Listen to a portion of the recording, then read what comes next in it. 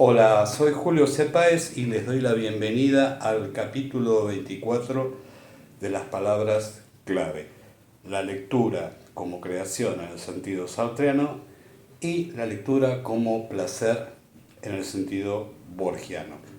Hoy vamos a hablar de un autor que vivió durante el siglo XX, nacido en Budapest, Hungría, en 1908 y muerto por propia voluntad, es decir, se suicidó en Londres en 1983. Este autor, que es Arthur Koestler, después se modificó la grafía del apellido, es un testigo de los hechos más relevantes, o la mayor parte de los hechos relevantes del siglo XX, por lo menos hasta la fecha de su muerte en 1983. O sea, toda la primera mitad del siglo XX lo tuvo como protagonista en momentos cruciales, digamos, de la historia de dicho periodo. A su vez, junto con otro autor que murió más tempranamente y que es mucho más conocido, que es George Orwell, conocido por 1984 y Rebelión en la Granja, fueron dos de los críticos más acertados respecto de las políticas de terror que implanta el estalinismo y que empiezan a denunciarse hacia la segunda mitad de la década de 1930. Esto los va a poner a los dos en una situación bastante conflictiva, ¿sí? ¿Por qué? Porque criticar al régimen estalinista o el régimen que dominaba la Unión Soviética era un motivo para que la gente de izquierda, los comunistas y los socialistas, los sindicaran como agentes del capitalismo, agentes del imperialismo norteamericano. Los dos, Kessler más o menos pudo zafar de esa disyuntiva o de ese acoso, digamos, por parte de los sectores de izquierda. Cambio Orwell, que fue mucho más conocido, tanto por Rebelión a la Granja, pero fundamentalmente por 1984, sufrió más y murió tempranamente. Bueno, Kessler, dijimos, había nacido en Hungría, en 1908, en Budapest. Su vida es bastante aventurera, porque en realidad intentaba graduarse como ingeniero, pero en muy breve tiempo lo social, la militancia social, ya tempranamente con el intento de la instauración momentánea de un régimen comunista de Bela Kun en Hungría, lo contó como uno de sus simpatizantes.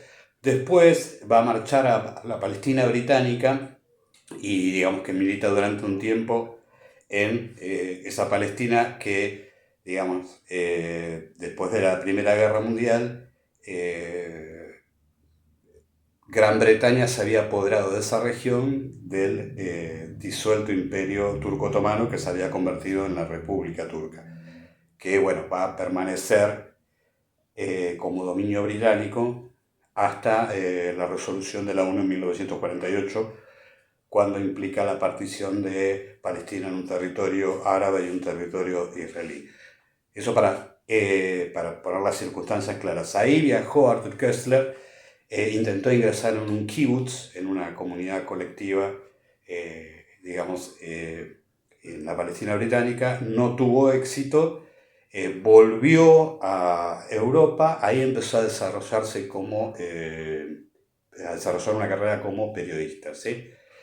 Y tan tempranamente como, acuérdense que había nacido en 1908, hacia 1931 se afilia al Partido Comunista de Alemania, ¿sí? Y pasa a militar en la Internacional Comunista, en la Comintern, ¿sí? Para 1938 publica su primer libro, que también tiene una impronta política, que se conoció como Los Gladiadores, era el título original de Gladiators, pero que luego, cuando en las reediciones, se lo reemplazó por Espartaco. O sea, habla de la sublevación de esclavos hacia el primer siglo antes de Cristo en lo que era todavía la República Romana, antes de que se transformara en imperio, y lo que hace es un análisis del proceso revolucionario, cómo se van constituyendo poderes que entran en pugna, hasta obviamente la derrota final de la rebelión de Espartaco por Craso, previa al primer triunvirato y a la crisis de la República Romana, que después va a llevar al establecimiento del imperio.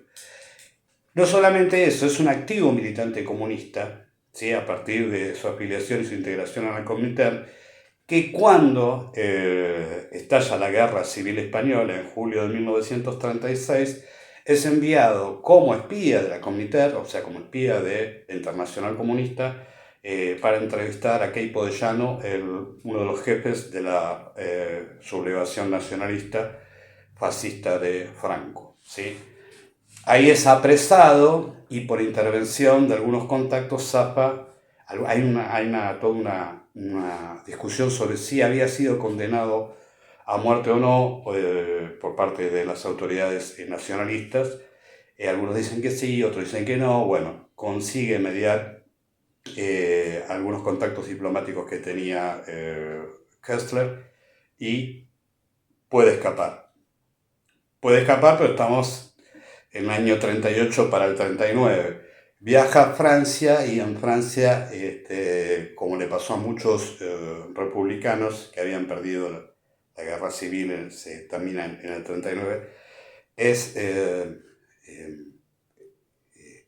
puesto en un campo de concentración, del que también consigue zafar. O sea que, fíjense que la vida de Kessler es muy, pero muy aventurera. Y en 1941 va a publicar un libro que va a marcar su ruptura con el movimiento comunista internacional y fundamentalmente con su encarnación estalinista. Recordar que el estalinismo tiene un momento de debilidad cuando las tropas alemanas atacan la Unión Soviética en el 41, pero a partir de la resistencia que realiza la Unión Soviética dirigida por Stalin y el debilitamiento de las tropas alemanas, de la Wehrmacht, y al cabo de la Segunda Guerra Mundial, esas denuncias de las prácticas terroristas totalitarias del stalinismo se van a desvanecer, ¿sí? O sea que crece el prestigio, vuelve a crecer el prestigio de Joseph Dugashvili, también llamado comúnmente José Stalin. Es muy valioso el momento, ¿no? Y es muy raro el momento en que Arthur Koestler publica esta novela, que tiene dos títulos, en castellano y en francés, El cero y el infinito, y en inglés Darkness at Noon, o sea, oscuridad al mediodía. Esas son las dos versiones. Y ese libro, publicado en 1941, ese año en que, digamos, Alemania invade la Unión Soviética y se plantea la protoalianza entre Gran Bretaña, Estados Unidos y la Unión Soviética contra el nazismo, es el año en que Koestler elige para publicar esta novela.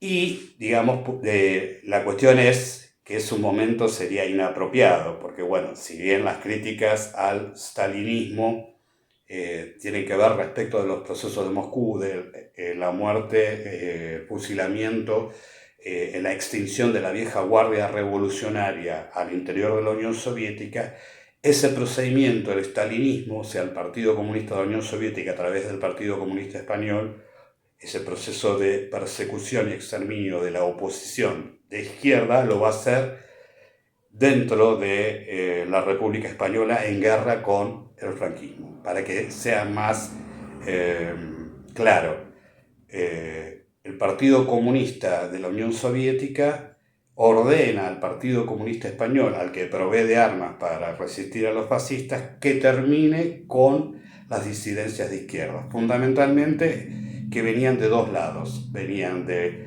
la Federación Anarquista Ibérica, o sea, los anarquistas españoles, que se habían unido a un grupo comunista, no estalinista y no trotskista, porque habían tenido diferencias, que se llamaba el POUM, Partido Obrero Unificación Marxista. Entonces, en abril de 1937 en Cataluña hay una guerra civil dentro de la guerra civil al interior de la República, entre los elementos que responden al Partido Comunista Español o al Partido Socialista Unificado de Cataluña, ¿sí? Específicamente en Cataluña, se habían fusionado el Partido Socialista y el Partido Comunista, están de un lado, y por otro lado los militantes del POUM y los anarquistas. Y ahí empieza, obviamente ganan el Partido Socialista Unificado de Cataluña, el PSUC, y eso hace que la república sea, a partir de ese momento, y el ejército republicano cooptado por el Partido Comunista. ¿Sí? Obviamente, eso lo cuenta Orwell en Homenaje a Cataluña. O sea, Cataluña, el caso de Orwell, él que había llegado a España a combatir voluntariamente por un partido Partido Laborista Independiente de Gran Bretaña, se había asociado elementos del POUM. Obviamente cuando el Partido Comunista decide terminar con la disidencia, extermina a los elementos del POUM, a muchos anarquistas, y Orwell consigue huir de España. O sea, Orwell ve tempranamente cuáles son las políticas de terror que aplica el Partido Comunista de España o el Partido Socialista Unificado de Cataluña, pero por órdenes del Partido Comunista de la Unión Soviética, que es obviamente dirigido por Stalin.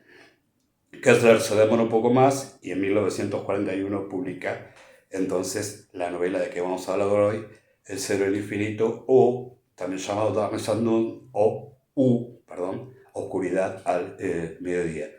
Muy bien, lo que en Orwell aparece completamente ficcionalizado en 1984, con su figura mítica del gran hermano que domina todo y que trascendió, perdiendo el sentido en nuestras épocas postmodernas, toda esa construcción ficcional que hace Orwell, Kessler es más modesto, lo hace mucho más reducido. Y lo que va a contar es a través de un personaje que es Rubashov, cómo son las prácticas del terror stalinista al interior de la Unión Soviética. Y durante toda la novela lo que se plantea es precisamente eso, la cuestión de cómo alguien que participó como revolucionario de los primeros momentos, por decisión del número uno, acá ya no se llama el Gran Hermano como en 1984, sino que se llama el número uno, nunca se dice Stalin, se dice el número uno, él puede generar las prácticas para terminar con toda la disidencia y todas las contradicciones que pueda haber dentro del proceso revolucionario. Y pasan cosas que en muchos casos, como el caso de Bujarin, por ejemplo, un viejo revolucionario real, no ficcional, terminan antes de ser fusilados, antes de ser ejecutados, que esto también se ve en 1984, autodenunciándose públicamente como enemigos de la revolución, o sea, como contrarrevolucionarios o como cómplices de la burguesía internacional capitalista, ¿sí? Ese proceso, cómo se rompe la conciencia de alguien para que admita algo que no hizo o que termine convencido de que sí hizo. Sin saberlo, he traicionado la revolución que está encarnada en la figura del número uno o del gran hermano. He traicionado el proceso revolucionario porque estaba corrompido, porque la influencia extranjera me produjo algún mal, y sin saberlo yo entré en la traición al gran proceso revolucionario que se está dando en el caso de Rubashov en la patria soviética. O sea, ese proceso que Kessler evidentemente conocía muy bien, porque a lo largo de la ficción se ve las fracturas que se van a dar en las decisiones erróneas del estalinismo respecto del ascenso del nazismo, fundamentalmente, o de errores en la concepción de los planes quinquenales, van a ser aludidos con mucha claridad por parte de Arthur Koestler en El Cero y el Infinito. Y lo llamativo de toda esta cuestión que tiene que ponerse en discusión sobre, digamos, todo el pensamiento de izquierda, es que en realidad hay un elemento dentro de la teoría marxista, después llevada a la brutalidad y al ultrasimplismo en la idea stalinista, es que la historia tiene un objetivo, ¿sí? Que hay una teleología histórica, ¿sí? Es decir, ¿qué quiere decir esto? Que lo que ocurre es que la historia va en una dirección y que los que saben que la historia va en esa dirección, o sea, va hacia el socialismo, acuérdense las expresiones capitalismo tardío o la etapa superior del imperialismo, etapa superior del capitalismo de Lenin, y decir, bueno, esta es la etapa superior, después esto va a ser superado. Esa idea de que sí o sí hay fuerzas interiores al desarrollo histórico que van a llevar forzosamente a la realización del socialismo. Esa idea es la que estructura el terror stalinista. ¿Por qué? Y porque si el número uno, sea Stalin o el Gran Hermano, y los que lo rodean son los dirigentes del Partido Comunista, saben hacia dónde va la historia, o sea, cuáles son los pasos para que el socialismo sea posible, todo aquel que contradiga de alguna forma las gestiones del número uno, del Gran Hermano o del Comité Central del Partido Comunista de la Unión Soviética es un contrarrevolucionario. ¿Sí? Es más, puede haber reajustes en esa dirección inexorable hacia el socialismo, ¿sí? Pero esos reajustes tienen que ser aceptados. Entonces, por ejemplo, de esa forma se explica la posición errónea de la Internacional Comunista respecto de la alianza con el Kuomintang, el Partido Nacionalista Chino, y la gran masacre que se produjo de partidarios comunistas, o el hecho de la práctica suicida ante el previsible avance del nazismo, de ver como enemigos al Partido Socialdemócrata alemán y no al partido nazi. O sea, y el debilitamiento que eso produjo en la izquierda alemana y que permitió el acceso al el nazismo en 1933. O sea, todo error del número uno del Comité Central del Partido Comunista de la Unión Soviética se justifica porque ellos sí saben hacia dónde va la historia y cómo se va a realizar el socialismo. Entonces, si hay que dar un paso atrás o si se comete un error determinado, todo es en función de una visión superior que tiene el Gran Hermano o el Big Brother o el número uno.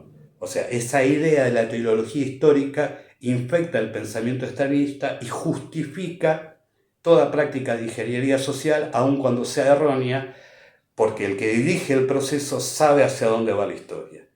Obviamente esa concepción teleológica de la historia afectó profundamente las concepciones revolucionarias de origen marxista y específicamente cuando se entró en un proceso de simplificación totalitaria, que es lo que fue básicamente el estalinismo, pero no solamente el estalinismo, ¿sí?